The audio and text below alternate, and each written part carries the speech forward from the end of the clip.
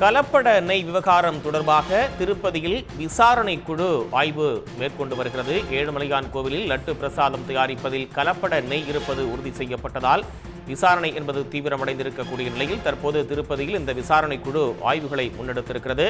விவரங்களை வழங்குவதற்காக செய்தியாளர் ஜெயக்குமார் இணைப்பில் இருக்கீங்க. கூடுதல் தகவல். திருப்பதி ஏழுமலையான் கோவிலில் லட்டு பிரசாதம் தயார் செய்வதற்கு பயன்படுத்தப்பட்ட நெய்யில் கலப்படம் செய்யப்பட்டதாக எழுந்த குற்றச்சாட்டின் காரணமாக ஆந்திர மாநில அரசு ஐஜி திரிபாதி தலைமையில் சிறப்பு விசாரணை குழு அமைத்தனர். இந்த விசாரணை குழுவானது கடந்த 3 நாட்களாக தொடர்ந்து விசாரணை மேற்கொண்டு வருகிறார்கள். முதல் நாள் அந்த வழக்கு பதிவு செய்யப்பட்ட கிழக்கு காவல் நிலையத்தில் இருந்து முதல் கட்ட தகவல் மற்றும் புகார் அளித்த கொள்முதல் பிரிவு தேவஸ்தானத்து கொள்முதல் பிரிவு பொது மேலாளர் முரளி கிருஷ்ணவா அளித்த புகாரில் என்னென்ன குறிப்பிடப்பட்டுள்ளது போன்ற விவரங்களை போலீசாரிடமிருந்து கேட்டு தெரிந்து கொண்டனர்.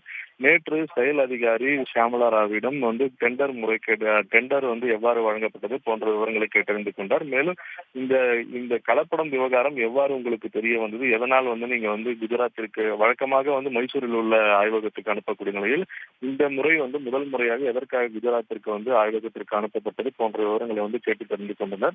இன்று 3வது நாளாக திருப்பதியில் உள்ள கொள்முதல் பிரிவு அலுவலகத்திலேயும் திருமலையில் உள்ள நெய் கிழங்கு உள்ள பகுதிகளில் தொடர்ந்து ஆய்வு மேற்கொள்ளப்பட்டு வருகிறது.